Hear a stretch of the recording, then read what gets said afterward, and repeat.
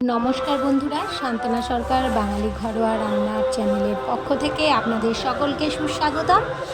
আমরা mutton egg roll বাড়িতেই বানিয়ে খেতে পারি। এই পুজোর দিনে বা বাড়িতে যে কোনো অনুষ্ঠানে বাচ্চাদের বায়না মেটাবার জন্য বাড়িতেই আমরা মাটন এগ রোল বানাতে পারি।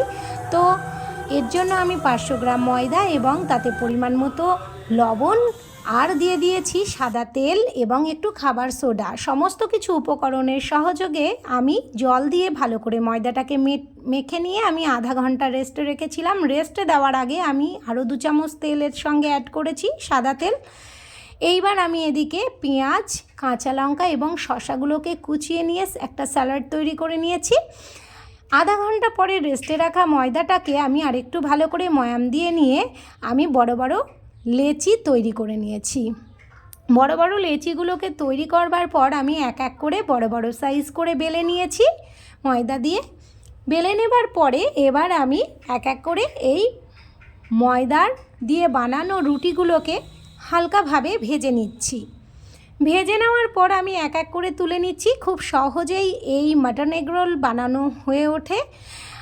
আপনারা চাইলে বাড়িতে বানিয়ে খেলে অবশ্যই স্বাস্থ্য ঠিক থাকবে এবং বাচ্চাদেরও ভালো লাগবে।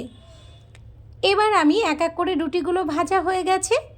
আমি একটা ডিম ফাটিয়ে নিচ্ছি একটা কাপের মধ্যে এবং একটা এগ রোলের জন্য আমি একটাই ডিম ব্যবহার করেছি।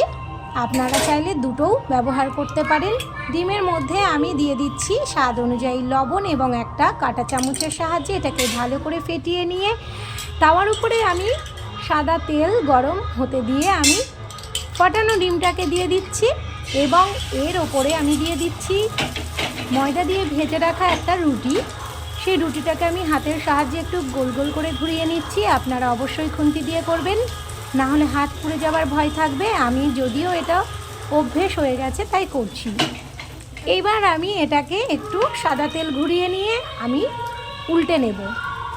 উল্টে নেবার পর যখন ভাজা হয়ে যাবে তখন এইগুলো আমি এক এক করে ভেজে নিচ্ছি সবগুলো একসঙ্গে।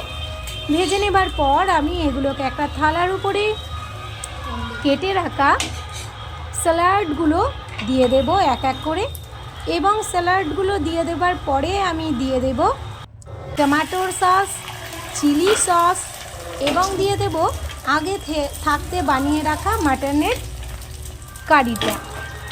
তো এবার মাটনের সঙ্গে আমি অ্যাড করবার পরে একটু দিয়ে দিচ্ছি এর মধ্যে চাট মশলা।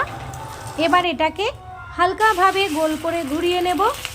হালকাভাবে গোল করে ঘুরিয়ে নেবার পরে আমি কাগজ দিয়ে মুড়িয়ে নিচ্ছি।